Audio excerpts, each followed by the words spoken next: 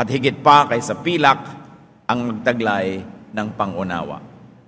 Kung agad-agad nating iniisip, mahalaga yung pera, mahalaga yun, totoo naman. Pero kung papipilian tayo, marunong nakasama o basta mapera lang nakasama, hindi ka naman nakakatiyak na yung mapera, bibigyan ka nga Baka nga kaya nagkapera yan dahil hindi mahilig mamigay. Although meron din namang mapera na mahilig mamigay. Pero yung taong marunong, pagkasama mo yon, siguradong hindi ka pagkakaitan, yung karunungan niya magiging sayo rin. Matututo ka pagkasama mo siya. At kung merong isang walang alam na mapera, nagkaroon bigla ng brown out or blackout, pwedeng pagkaliwanag, wala na siyang pera kasi hindi naman siya marunong. Pero yung walang pera na marunong, malaki ang chances, pagkakapera rin yun. Kasi marunong. Although it doesn't always follow, there's a big opportunity.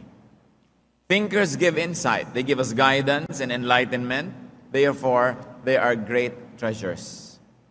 Kung meron kayong kilala na magaling mag-isip, mahusay mag-isip, palaisip ng mga dapat pinag-iisip, cultivate friendship and cultivate companionship. Kasi may mapapala at mapapala tayo doon. Kung wala, maghanap kayo. At kung meron na, pahalagahan. When it comes to company, the wise are better than the foolish. One's intellectual superiors are better as companions than one's intellectual juniors. Kung pipili kayo ng kasama, mas marunong sa inyo o mas marunong kayo, palagay ko naman malinaw, na kung tayo'y sumasama doon sa mas marunong sa atin, tayo'y maraming matututunan. Kasi ikaw na yung bida, ikaw na yung teacher, ikaw na yung nando sa top of the food chain, pero lahat naman ng kasama mo, wala ka nang mapala. So nauubusan ka yung kasama mo sila, samantalang kung kasama natin ay marurunong, tayo'y nadadagdagan. Ecclesiastes 7:5, it is better to heed a wise man's rebuke than to listen to the song of fools. Mas mahalaga yung pamiminta sa'yo o pagkikriticize, pagtutuwid ng isang marunong kesa pagpupuri ng isang hindi naman. Mas mabuting makarinig ng saway ng matalino, sabi sa Biblia, kaysa isang mangmang ang pupuri sa'yo. So do you wish to preside over a company of fools? Or rather sit at the feet of a wise man or a wise woman? Kuminsan, gustong-gusto natin yung feeling bida tayo. Kaya gusto natin yung less ang kasama natin. Pero wala tayong mapapala. Kung tayo may nakikitungo dapat doon sa mga people who are less than we are in terms of knowledge or intelligence or wisdom, it must be our time to give to them. It must be our time to be kind and charitable. But if that's the only thing you'll do in your life, then you will never grow. Marami pong mga magagaling na babae, ang huhusay at tatalino, mga edukada, marami pa mayayaman at ang gaganda, nagtataka bakit yung mga asawa nila nagkakaroon ng kulasisi na according to them mukhang pusa. Sabi, takang-taka naman ako, ang ganda-ganda ko, de buena familia, edukada, matalino, makinis, mabango. Bakit yung asawa ko na humaling sa isang kung sinong karakter? At kung susuriin, kasi pagkasama niya yung babaeng yun, he feels like a king. Pagkakasama ka naman kumisan, dahil ikaw si Reyna o si Prinsesa, the husband feels like a pauper or a beggar or a janitor. Kaya matatalino ang mga babae na kahit sila ay matataas ang kalagayan, pinag-aralan at napakagaganda, you still are able to make your husbands feel like kings. Kasi ang mga tao, ang tendency, gusto nilang kasama yung sila yung bida. Hindi yung sila yung underdog. In terms, of course, of the relationship between a husband and a wife, you must feel each other like king and queen. Pero tanggapin natin ang katotohanan na mas gusto ng iba sumasama kung saan sila nagniningning, sila yung pinakasikat, sila yung pinakabida. But the Bible says, no, wala ka mapapala kung ikaw na yung pinakamagaling doon. Proverbs 27:17, as iron sharpens iron, so one man sharpens another. Pag pumipili po kayo ng kasama, mga kapatid, yung pagkatapos ninyong mag-usap, kahit pa kayo nagtalo, okay, nagpurihan, o wala namang masyadong lalim ang pinag-usapan, pag uwi mo, naramdaman mo, tumalino ka. Nadagdagan ang alam mo. Hindi yung para ang feeling mo, matapos mo siyang kausapin, mukhang pumurol ang isip mo. Mukhang lumiihit ang mundo mo, bumabaw ang iyong mga kagustuhan na pag-usapan. Walang kwenta yon. Bakal ang nagpapatalim sa kapwa bakal, sabi ng Biblia, at isip ang nagpapatalas sa kapwa isipan. So kailangan, hindi lang yung ang saya naman nakasama siya, tawa ako ng tawa, na puno ng hangin ang tiyan ko. Hindi naman yun ang goal ng pakikipag-usap lang, bagamat paminsan-minsan nakakatulong. Pero kailangan, pagkatapos yung mag-usap, sabi mo, tumalino ako. May nalaman ako, may nadagdag sa akin. At higit sa lahat, mga kapatid, nagkaroon ako ng kaliwanagan. I was enlightened. Alam niyo, pinagkaiba ng liwanag at hindi liwanag. Ang ganda-ganda ng mga alahas mo, mga brilyante, mga perlas, mga ruby. Pero pag walang liwanag, di ba, hindi mo naman siya kita. Pero pag naliwanagan, dumaan ang liwanag sa kanyang likod, sa kanyang gilid, kumikislap, gumaganda siya. Ganun ang lahat ng bagay pag naliliwanagan. Ang isip mo man, may laman naman eh. Pero unless tamaan ang liwanag yan, hindi siya magniningning. At may mga tao na ang kanilang katalinuhan, liwanag. Pag nakakasalamuha natin, nakakausap, yung dati na nating alam, na alam naman nating nandun, nagkakaroon ng mga bago at magagandang kahulugan.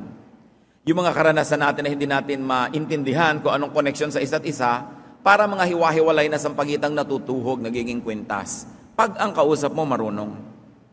Pati ang sarili mong hindi mo mauna-unawa, ang ugali mong hindi mo maintindihan, oras sa kanyang sinuri, ay lalo mong naiintindihan. Gumaganda ang pananaw. Ito ang mga tao na blessing sa buhay. Dapat meron tayong mga ganyang kasama at kausap. Hindi lang laging masaya kasi. Wala namang nararating yung kasiyahan kung puro ganun na lamang, puro walang katuturan na tawanan ng tawanan, pagkatapos hindi naman aasenso ang iyong pag-iisip. Company and conversation should lead to personal improvement and to personal brightness. At makikita pa po natin ang pinagkaiba ng foolish people sa wise people. Because according to the Bible, desperate beasts are better company than foolish men.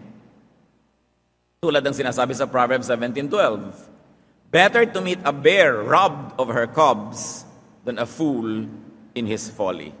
Wala naman tayong bear o oso sa ating kultura. Pero yung mga oso or bear, sobrang mabagsik na mga hayop yan at malalaki. At kayang-kaya kanyang pagpilas-pilasin na parang papel, lalong-lalo kung ang kanyang mga anak na mga maliliit ay nawawala. Napakabagsik niyan at galit na galit at ang makasalubong ay talagang pagbibintangan niya na siyang kumuha ng kanyang anak kaya paghihigantihan niya. Pero anong sabi sa Biblia? Mabuti pang harapin ang inahing osong inagawa ng anak kaysa kausapin ang isang mangmang na lublob sa kahangalan. Mas mapanganib daw na may kasama kang mangmang kaysa makasalubong mo isang osong galit na galit. Mas malaking damage ang magagawa sa iyo nung mangmang. So halimbawa, para lang sinabi, total ang marami sa Pilipinas ay cobra. Mabuti pang may katabi kang cobra na galit kaysa may katabi kang mangmang na tawa ng tawa at bulong ng bulong sa'yo. Mas mapapahama ka daw, sabi sa Biblia. Because the company of foolish people is more dangerous, more destructive, and more lethal than an encounter with the raging beast. What are the dangers of being with foolish people? Proverbs 14:7. Stay away from a foolish man, for you will not find knowledge on his lips. Iwasan daw ang makisama sa mga taong mangmang, pagkat sa kanila ay wala kang mapupulot na kaalaman. Sa Proverbs 30:20, he who walks with the wise grows wise, but a companion of fools suffers harms. Ang nakikisama sa may unawa ay magiging matalino, ngunit ang kasama ng mangmang ay masusuong sa gulo. Uriin ang kasama. Uriin ang pinakikisamahan. Hindi po sinasabi ng Biblia na tayo umiwas na lang buong buhay at huwag malang makipag-usap sa ating ituturing na mangmang. Ang sinasabi, kung ating lilimiin, huwag kang sobrang makisama to the point na na-influence ka na. Sumama ka, maging charitable ka, maging mabuti, ikaw naman siguro ang dadaluyan ng karunungan para siya dumunong. Pero ikaw dapat na nagtuturo, hindi ikaw tinuturuan. Ikaw dapat ang nakaka-influensya, hindi ikaw ang nakakaladkad niya sa kanyang mga kahangalan sa buhay. At pagkaalam mo na ang kausap mo'y hangal o mangmang, maingat ka. Ibig sabihin, hindi ka laging naniniwala. Tinitimbang mo muna ang pinapakinggan mo bago ka sumunod. At hindi ka lagi na lamang na sumasangayon. Sapagkat baka malibang ka, oo ka ng oo, kung saan kanya dalhin. Binabantayan ng ganyang mga bagay.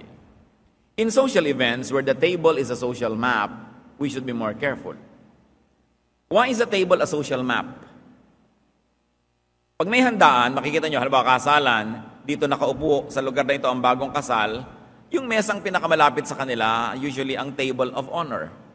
Yun ang presidential table, o nandun ang mga ninong at ninang. Yung sa banda-banda dyan, yung mga matatalig na kaibigan at pamilya.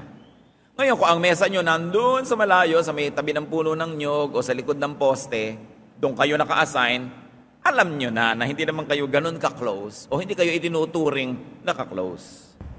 In other words, that table is a social map. And according to some ethical standards, kung ako yung host, yung itabi ko sa kanan ko, yun ang pinakamatimbang sa lahat. Yun ang binibigyan ko ng honor. At yung sa kaliwa ko yung susunod.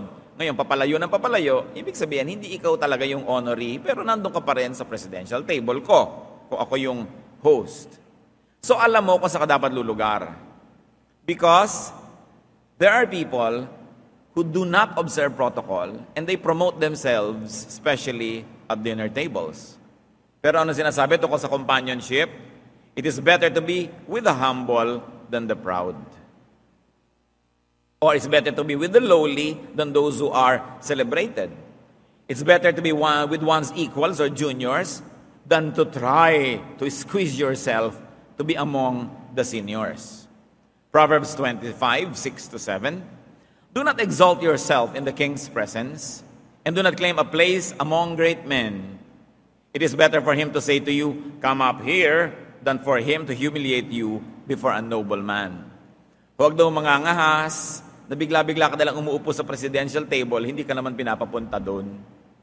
Na nandun ka agad sa place of honor, hindi ka naman iniimbita. Huwag kang magmataas sa harap ng hari. Niihanay ang sarili mo sa mga taong pili. Pagkat mas mabuting sabihin sa iyong, halika rito, kaysa hamakin ka sa harap ng marami. Sometimes, people in the organization become impatient. Hindi pa sila pinopromote, umaasta-asta na sila na promoted. Hindi sila lumalagay sa lugar. Number 3 o number 4 o number 5 sila sa hierarchy, nag-a-aspire agad na maging number 2 o number 1, hindi pa naman panahon.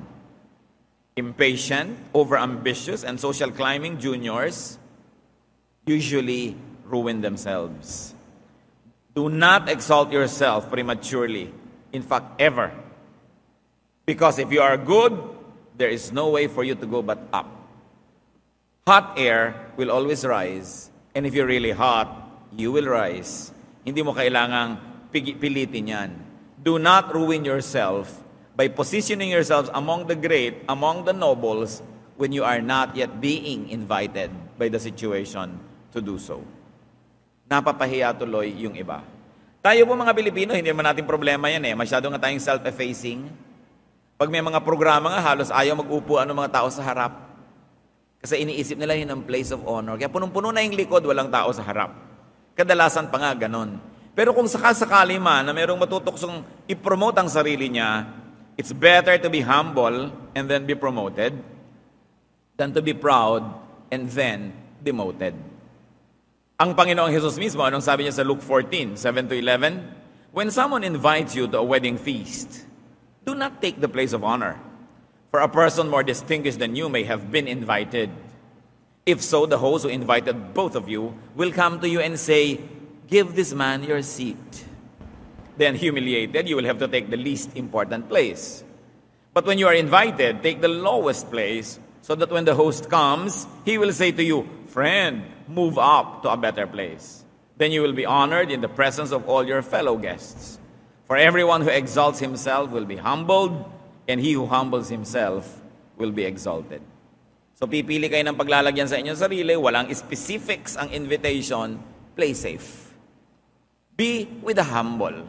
Because if the host really would like to honor you, the host will seek you out and will insist that you be placed in a better position. Talking about company, it is better to be with the oppressed instead of the oppressor. Proverbs 16:19, better to be lowly in spirit and among the oppressed than to share plunder with the proud. Higit daw na mabuti ang magpakumbaba kahit na mahirap, kaysa makihati sa yaman ng mapagmataas.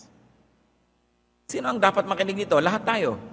Kasi kadalasan namimili tayo, kanino ba ako kakampi? Sa nang-aapi o sa inaapi? Sa makapangyarihan o sa mahirap? O sa mahina? Unless it is very clear that those who are powerful are really the righteous ones also, and therefore we are, of course, to side with righteousness, whether or not the righteous is weak or strong, poor or rich. But when that is not clear, and very especially if it is clear that the oppressor is unrighteous, or the powerful is unrighteous, the people of God are taught by Scripture to side with the oppressed. Lalong-lalong dapat pansin ito ng mga abogado, ng mga hukom, ng mga huwes, people of power or influence. May lalapit sa inyo, nagtatalo ang kaso, isang mayaman, isang mahirap, isang makapangyarihan, isang mahina. When the line is not clear, you know na dapat hinihingi ng Biblia na bigyan natin ng higit lalong pagtingin yung kaawa-awa, yung mahina, yung mahirap. Power is God-given. Ito'y pahiram lamang. And power should glorify God. Very clearly, God is on the side of the oppressed. God is on the side of the weak and the victims of abuse. Unless the oppressed or the weak or the victims of abuse are really very, very unrighteous, that's why they are being oppressed, or that's why they are weakened, or they have become victimized by their own folly, then we know that we should take up their causes. Psalm 9:9, the Lord is a refuge for the oppressed, a stronghold in times of trouble. Si Yahweh ang takbuhan ng mga pinahihirapan, matibay na kanlungan sa oras ng kaguluhan. So do not insist on hobnobbing and rubbing elbows with oppressors, though they may look glamorous. Refuse to walk in the counsel of the wicked, though immediately sometimes they give satisfaction. Choose the better company. Kung tayo namimili, kanino ba ako ngayon makikiumpok, kanino ba ako makikipagmabutihan, itatanong nyo lang, kung si Jesus ay narito, kanino kaya siya makikiupo? Halimbawa, merong isang grupo dyan, isang mesa ng super strict, super righteous, super duper, squeaky clean religious leaders. At meron dito isang mesa ng mga sinners. Sa palagay nyo, saan uupo si Jesus? Pag-isip-isip. Jesus decided to throw His lot among these people, to give them validation, give them companionship, teaching, to give them guidance, give them strength. Kaya si Jesus kinilala, friend of sinners. In fact, His harshest words were against the hypocritical and self-righteous religious system. Kaya hindi tayo lang dapat ikinakahiya na, ay, kasama ako ng mga kapuspalad, kasama ako ng mga makasalanan, kasama ako ng mga taong labas, kasama ako nito mga people who fall in the cracks. Kasi si Jesus man, pinili niya na doon makisalamuha. Doon siya nakisama, hindi siya nakisama, siya ay nakisama, nakisalamuha, nakipagmabutihan para siya maging blessing sa mga yon. At tayo man ngayon, pwede natin gawin yan. The better company, mabuti pang wala na lang kasama kaysa magulo.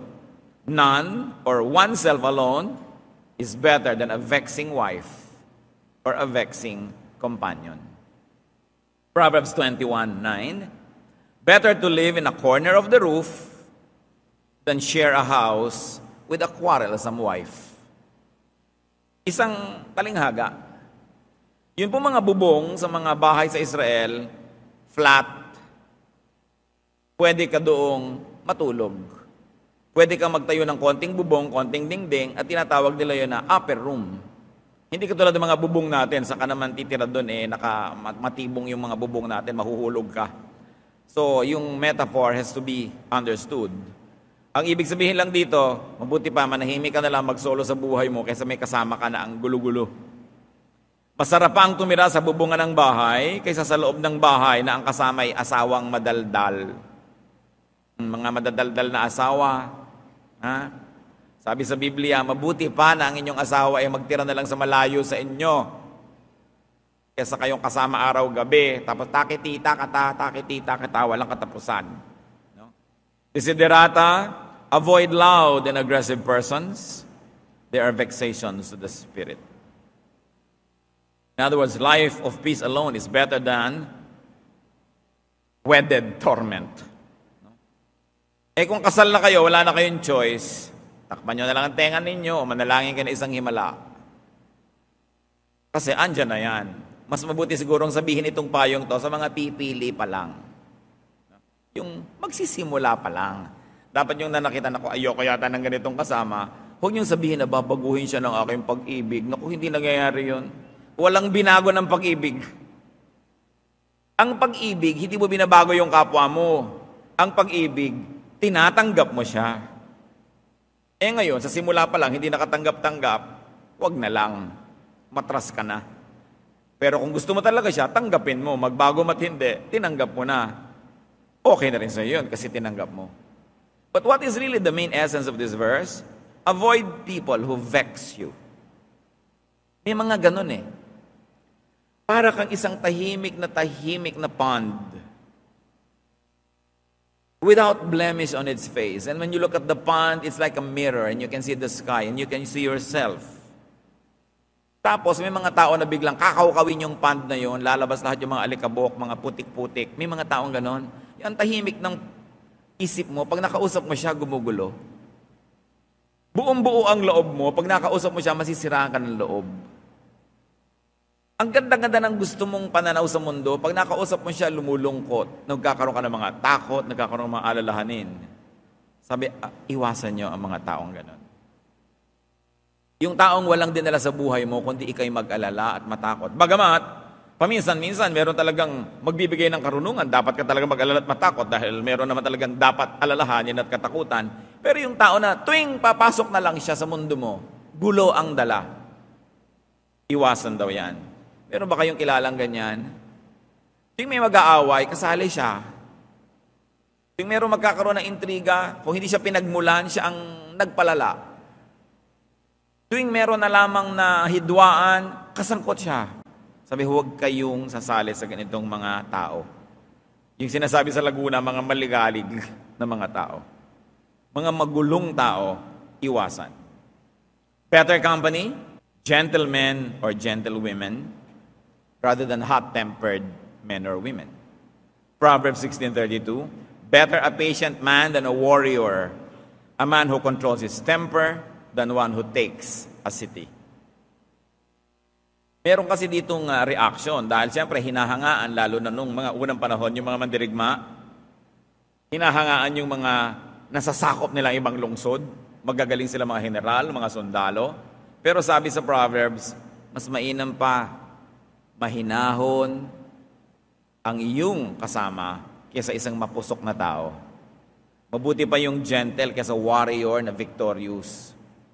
Higit na mabuti ang tiyaga kaysa kapangyarihan at ang pagsupil sa sarili kaysa pagsakop sa mga bayan. So people who are self-controlled are precious.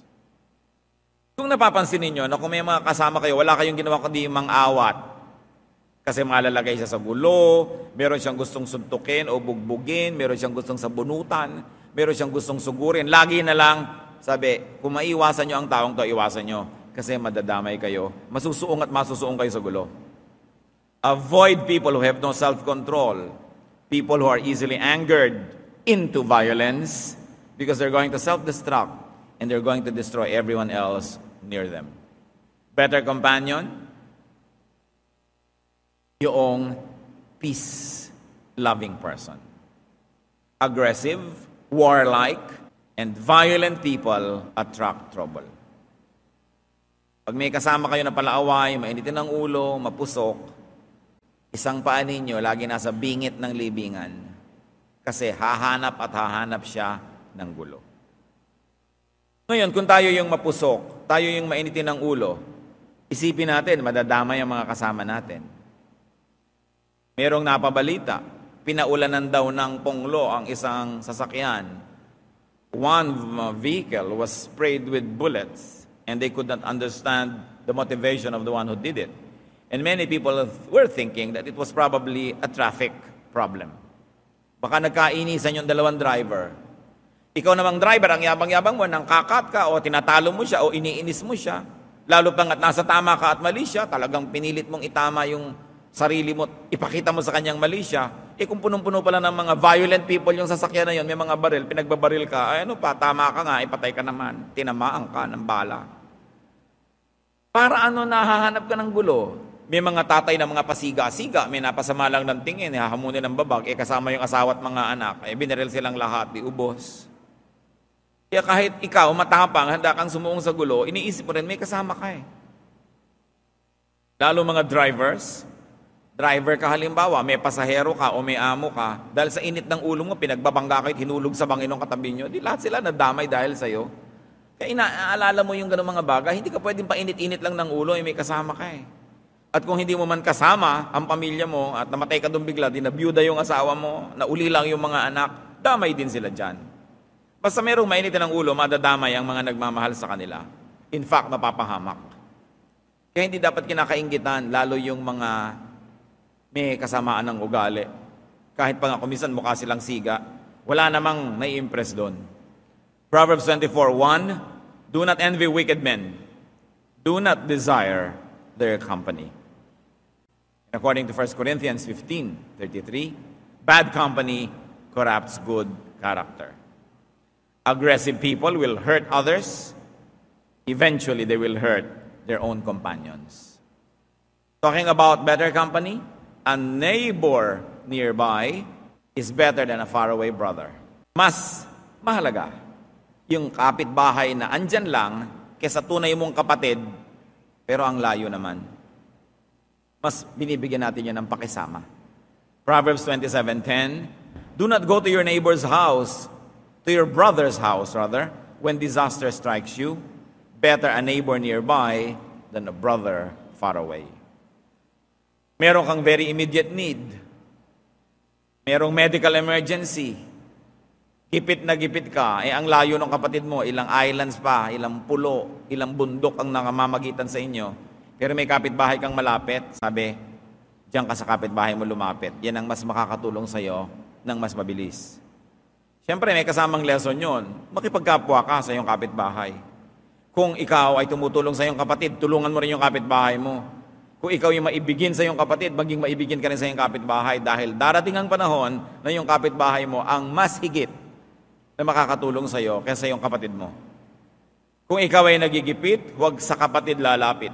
Higit na mabuti ang kapitbahay na malapit kaysa isang malayong kapatid.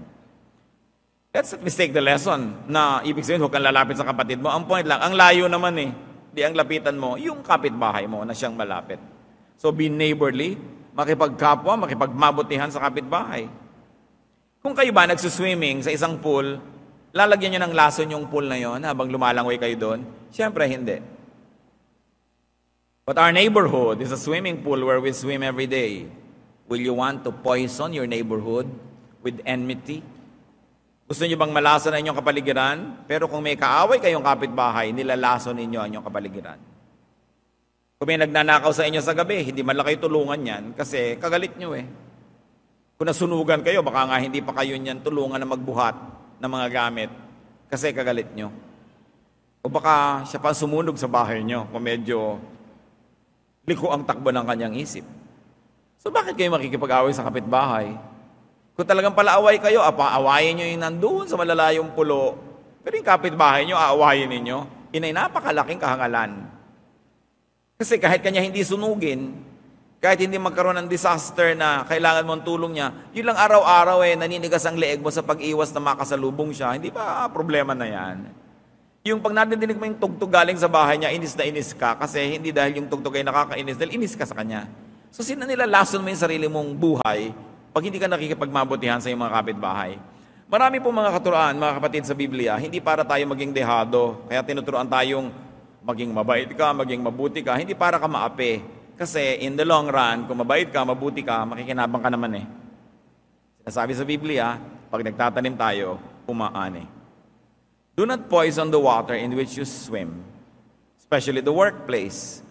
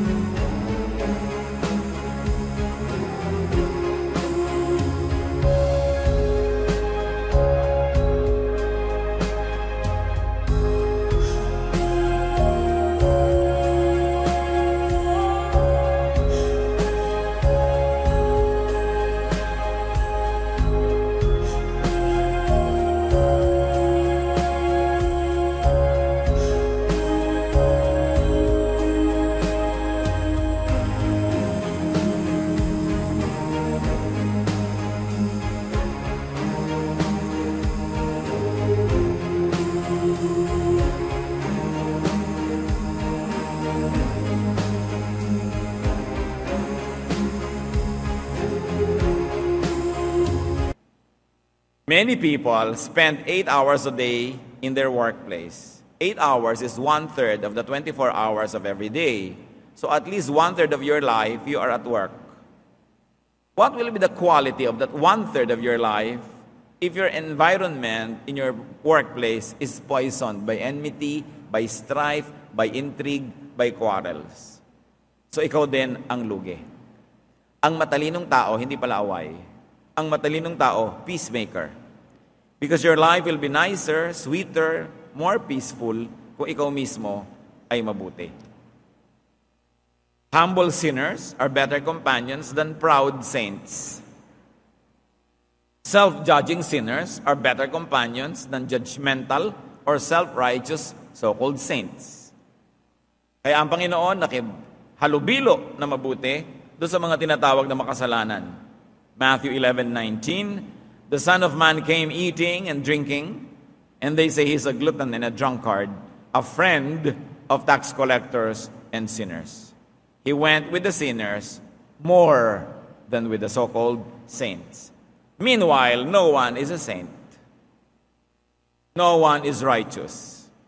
Romans 3:10, there is no one righteous, not even one. Meron lang na self-righteous, pero walang righteous. Kaya dapat sinusuri din natin ating sarili. Natuto ng konting verses, naituwid ang konting kalikuan, ang yabang-yabang na, ang liit-liit na ng paningin sa iba, sinusuri na ang iba, ginajudge, sinusurot-surot, samantalang siya man ay marami pang mga buntot na hila-hila at marami pang mga sungay na hindi pa man lamang natatanggal. Humble sinners will ground you. Self-proclaimed saints will only damage you with their attitude, and in the end will also judge you. So you don't get anything by being close to such self-righteous people. So avoid bad company. But if you are strong, and if you have a messianic complex, then be with them to lift them up. Kung kayang-kaya ng iyong naturalesa na makihalubilo sa mga hindi ka nais-nais, dahil gusto mong matulungan sila, di gawin mo. Pero kapatid, kung hindi ka pa malakas, hindi mo naman kaya, ikaw lang yung mahihila pababa, ikaw lang yung may influensya sa pangit, iwasan mo na lang muna. Huwag ka na muna magmisyon. Kahit sa mga misyonero, sinusuri muna kung sila'y malusog. Pero kung ikaw ay napakaraming sakit, ihahawa mo lamang yung pagmimisyonan mo, manatili ka sa bahay, ipanalangin ng mga misyonero, suportahan sila, but stay home. Ganon din tayo. Kung tayo'y mahina ang kalooban, mahina ang damdamin, madali tayong ma-impluwensya ng mga tao, hindi natin dapat pinapakisamahan, umiwas na lang. Napakainam na patibayin mo na ang sarili at iiwas sa ganito. Bad company ruins people. At ang tanong, what kind of company do you keep? Anong uri ng mga kabarkada? Halimbawa, kayo ay may asawa na. May mga kumpare kayo na ang hilig-hilig mag-grow. Yung gusto lagi nila mag-grow. Ang spelling ng grow, G-R-O. Okay? Lagi ka nilang isinasama, mag-grow tayo. Ganyan. What kind of companionship is that? Ilalayo ka sa iyong asawa? Hindi dapat ganyan ang barkada mo. Ang mga barkada mo, gusto-gusto mag-inuman, hindi naman tumitigil hanggang hindi gumagapang sa kalasingan, hindi ka dapat sumasama dyan. O baka naman, kapatid, ikaw yan. No? So, tinitingnan din natin, sumasama ba tayo sa bad company o baka tayo yung bad company mismo? Dapat din nating suriin. Kasi hindi lang natin ipinapahamak ang ating sarili, ipinapahamak pa natin ang iba. At malaking ating pananagutan sa Diyos. So, ang dalawa, ang hamon ng ating pag-aaral ngayon. Una, tayo ba namamalaya natin o hindi? Nahihila sa hindi mabuti because of the undesirable company that we keep. Pag-isipan yan. Isipin how to phase out this kind of companionships. At pangalawa, tayo kaya ang nakakahila pababa sa ating kapwa. Mas malaki ang ating pananagutan. And you know, evil likes company. Malulungkutin kasi ang kasamaan, gusto laging maraming kabarkada. Bihira naman gumagawa ng mali, ang ginagawa yung mag-isa. Laging gusto may kasama. Ano po ang influensya natin sa ating mga mahal sa buhay? Lahat tayo, anong influensya sa inyong mga anak? Ang mga anak ba nyo, natuturoan nyo maging inferior? Hindi na pwedeng magsalita, hindi na pwedeng sumagot, hindi na pwedeng mga tuwiran, well-behaved. At alam nyo naman, pinepremyohan ng lipunan at ng simbahan yung ganyan, ano? Most obedient. Siyempre, lalagyan ka pa ng ribbon, most obedient. Lalagyan ka ng trophy, most obedient. Katangian yan. Pero pagka hindi ka marunong pumili kung ano ang sinusunod at sinong sinusundan, isang malaking kapintasan yung obedience na yan. So kailangan, kung may pinapagawa tayong mali sa ating mga anak, pwede sila magsabing, Mommy, with all my love and respect, I cannot obey you. Kasi po mali yan. Hindi ka dapat magalit. Dapat turuan natin sila na tumanggi na sumunod sa mali.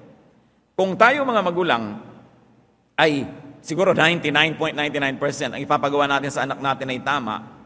Pero pag nasanay sila na sunod lang ng sunod, hindi na nagsusuri, hindi na nangangatuwiran, ano ang gagawin nila sa ibang mga tao na magpapagawa sa kanila ng mali? Hindi sila marunong tumanggi. Dapat tinuturuan natin silang tumanggi. Sabi nga ni Jose Rizal, ang mga mangmang na ina ay magpapalaki lamang ng mga anak na alipin. Sapagkat aarugain nila at kakandungin sa kandungan ng kamangmangan at kadiliman ng mga anak para palakihin lang ito upang maging alipin ng iba.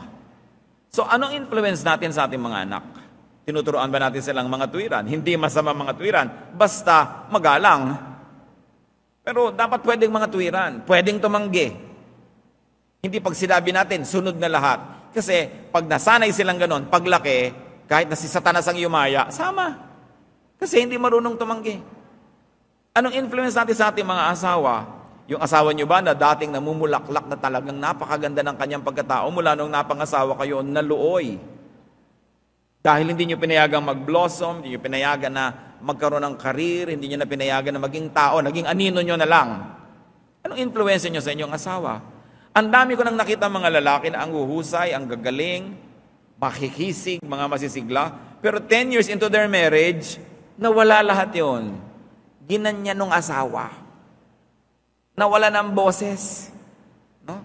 Naging tau-tauhan. So, ano nangyari dito? Bad influence ang wife. Kuminsan yung husband din, bad influence. But you know, kabiyak nyo sa buhay, dapat napaka-positive na influence nyo, hindi negative. Ano ang ating influensya sa ating mga empleyado? Kung kayo yung amo, kung kayo yung manager, kayo yung employer. Anong influensya natin sa ating kapwa empleyado? May darating na bago, ang aga-agang pumasok, ang sipag-sipag. Eto ka na ngayon,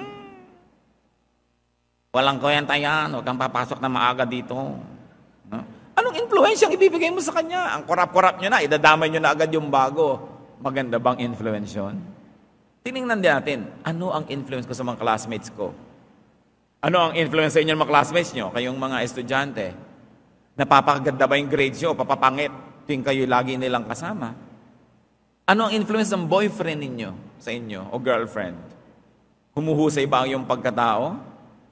Na kayo parehong nag-grow o nagiging isa na lang kayo? Kasi pag naging isa na lang kayo, isa lang ang nanaig, yung isa naging anino lang. Pero dalawang tao kayo, dapat dalawa kayong identity, magkasama, magkasabay madalas, pero hindi lagi. But you must allow each other room for individual growth. Hindi nakain na ng isa yung isa. And I'm telling you this, yung mga sige na lang susunod ako para manatili ang pag-iibigan namin. Yung gusto na lang niya ang susundin ko. Sige, sunod-sunuran na lang ako para peace. Alam niyo mangyayari later? Hindi na rin kayo gusto niyan. Mawawala na siya na interest sa inyo dahil anino lang naman kayo eh. Kaya sa inyong pagbibigay, para pahabain ang inyong pagsasama, lalo niyong pinaiksi. Dahil hindi na kayo interesting person.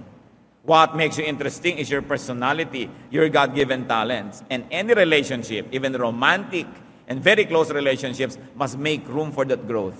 So how do sweethearts influence each other? It's very important. How do you allow yourself to be influenced? Even sa church, mga kapatid. Your church will of course influence you. But to what? Towards what?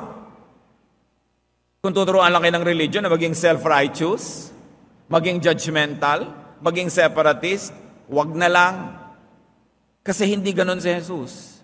Kung tuturuan lang kayo na manghusga ng manghusga, laitin yung mga iniisip nyo makasalanan o mali, hindi yun ang message ni Jesus. Sadly, it is the message of many pulpits. Sinusuri mo rin yun. Saan ako inaakay ng pare, ng pastor? Saan ako inaakay ng preacher, ng teacher? Para maging self-righteous, maging judgmental? Tatanggihan nyo rin yun. At the end of the day, we will all individually account for our deeds before God. Hindi mo pwedeng ituro yung iba, kasi tinuruan niya akong ganon, tinuruan niya akong ganon. Yes, mananagot sila, pero meron ka rin pananagutan dyan. Saan tayo inaakay ng mga kasama natin? Saan natin sila inaakay? Napakalaking issue. Pero mahalaga, ang Biblia nagturo ng ganyang mga bagay. Hindi natin kayang ubusin sa isang session yung mga turo tungkol sa companionship, but for now, we have so much to think about. Aming Diyos sa langit, salamat po sa inyong mga paalala. Salamat dahil gusto nyo kaming mapabuti, gusto nyo kaming makaiwas sa bad influence, at gusto nyo rin kami maging good influence to others. Turuan nyo kaming suriin ang sarili namin ngayon.